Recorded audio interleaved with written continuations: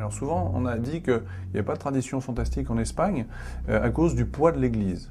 Que l'Église catholique, dont on sait qu'elle était intimement liée au régime franquiste, avait, et bon, qui était bien entendu présente dans la société espagnole bien avant Franco, avait d'une certaine façon toujours lutté contre la résurgence de mythes ou de croyances païennes, avait toujours poursuivi la sorcellerie.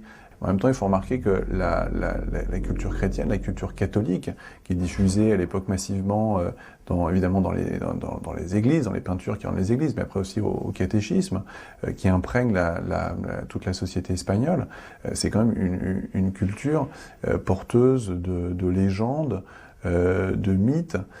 C'est un imaginaire fantastique. Je ne sais plus qui a dit que la Bible était le premier livre fantastique, mais en tout cas, on peut aussi prendre justement l'importance de la culture chrétienne et catholique dans la société espagnole comme un ferment ensuite qui a permis l'émergence d'un genre fantastique au cinéma. Et souvent, on retrouve, je pense, cette idée-là dans les interviews des réalisateurs, hein, quand on va parler de... Si on prend quelqu'un comme Jorge Grau, par exemple, c'est quelqu'un qui a une formation catholique très profonde. C'est même quelqu'un qui appartenait à l'Opus Dei. Et quand on voit qu'ensuite, c'est lui justement qui va faire des films comme Ceremonia Sangrienta, on peut se dire qu'il y a vraiment qui est tout un film qui est entièrement basé sur les rites, les rituels. On peut se dire qu'il y a ici une influence directe de la formation spirituelle qu'il a pu avoir dans sa jeunesse, et ensuite son œuvre cinématographique fantastique. Pues recibí una formación profundamente católica, pero ya desde un principio yo empezaba a notar que había cosas que no ligaban, ¿no? Había un mecanicismo en la religión que no correspondía a lo que yo sentía. Cuando yo entré en contacto con la gente del Opus Dei, pensé que la gente del Opus Dei eran una forma más inteligente, más real de entender la religión. Hasta que me fui dando cuenta de que eran exactamente igual. Yo me di cuenta de que estaba siendo objeto de un nuevo engaño, distinto. Entonces tuve también un movimiento de protesta por parte de mí. Entonces me hice una pregunta que está en la película mía La Trastienda. Es decir, si Dios existe, no puede ser un autor de reglamentos como los que me están diciendo. Y si no es así, es que no existe. Y entonces, violentando mi costumbre, mi formación y tal, dejé radicalmente de tener toda relación con las cosas prácticas religiosas.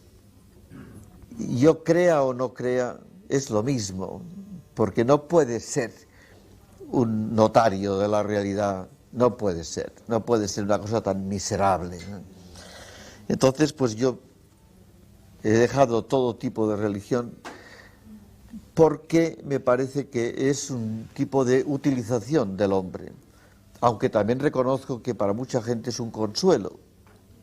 Y sobre todo siento un respeto a los ritos.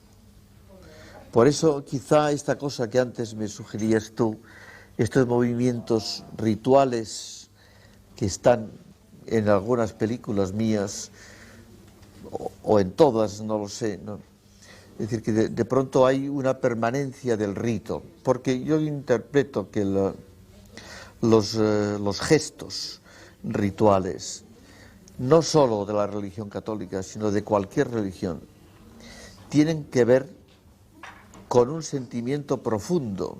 Es decir, cuando la gente levanta los brazos al cielo para expresar alegría o para pedir piedad, es que está esperando algo. Y esto, pues, no sé si conduce a algo, pero por lo menos tiene un sentido plástico. Y este sentido plástico me interesa, me gusta, me apasiona, ¿no? Entonces, por esto, para mí el striptease es una ceremonia, no es un acto simplemente de atracción erótica, es un rito, ¿no? Y tantas cosas. Alors, un des exemples très clairs de ces problèmes qu'ont eu affronté les cinéastes fantastiques vis-à-vis de la censure, autant de la question de la superstition, c'est les menaces qui ont plané sur El Bosque del Lobo, qui est un film qui est curieusement très réaliste, hein, qui ne présente pas d'apparition monstrueuse, grand guignolesque. C'est un film qui en fait revient sur un cas célèbre de psychopathe qui a commis des crimes en Syrie à la fin du 19e siècle. Ce film, tout en étant très réaliste, a failli être interdit parce que un des piliers du régime, qui était l'amiral Carrero Blanco, après avoir vu le film, était scandalisé qu'on représente des superstitions, des croyances populaires en terre espagnole. Et donc ça, c'est un bon exemple de cette pression qu'a pu exercer l'Église catholique à travers la censure contre le cinéma espagnol. Alors ça explique aussi que le personnage le plus mythique du cinéma espagnol fantastique, Valdemar Daninsky, créé par Jacinto Molina, alias Paul Naschy, ne soit en fait pas espagnol, et que ses aventures se déroulent en Hongrie, en Roumanie, en Autriche, en aucun cas en Espagne. Alors le cinéma fantastique en Espagne, bien entendu, se développe surtout dans les années 60, mais là encore, je crois qu'il faut revenir un petit peu en arrière et pour m'expliquer qu'il y a eu des cinéastes, des expériences qui ont été faites pour créer un cinéma fantastique espagnol. Il faut évoquer, pour commencer, la figure de Don Segundo de Chomón, qui est un des pionniers du cinéma espagnol, mais du cinéma européen, qui est quelqu'un qui a été l'égal un petit peu de Méliès à son époque. C'est une figure qui était un petit peu oubliée aujourd'hui. Le film le plus célèbre de Segundo de Chomón de l'époque, c'est El Hotel Eléctrico. C'est un court-métrage d'une dizaine de minutes, qui est très amusant. On voit des clients arriver dans un hôtel particulier, où en fait, toutes les tâches qui habituellement peuvent être accomplies dans un hôtel sont accomplies de manière automatique par par les objets eux-mêmes. Il y a un film qui est très intéressant, même si c'est un peu une œuvre isolée, c'est La Torre de los Siete Jorobados de Edgar Neville, de 1944.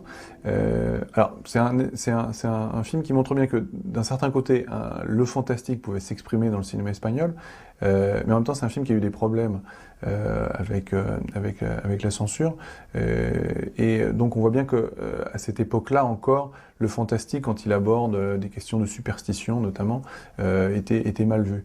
C'est une histoire qui mêle l'hypnose, une secte, une sorte d'espace souterrain, et c'est un film par ailleurs qui est intéressant parce qu'il est influencé par l'esthétique de l'expressionnisme allemand.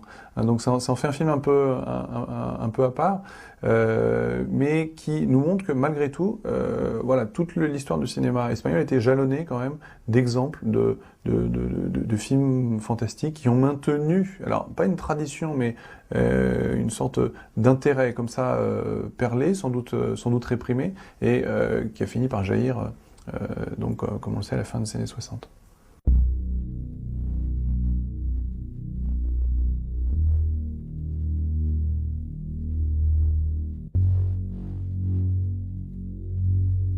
Alors, il faut bien sûr évoquer aussi la personnalité hors norme de Jess Franco, Jesus Franco, qui a commencé d'une manière en fait très conventionnelle. C'est quelqu'un qui avait un brillant avenir dans le cinéma traditionnel espagnol.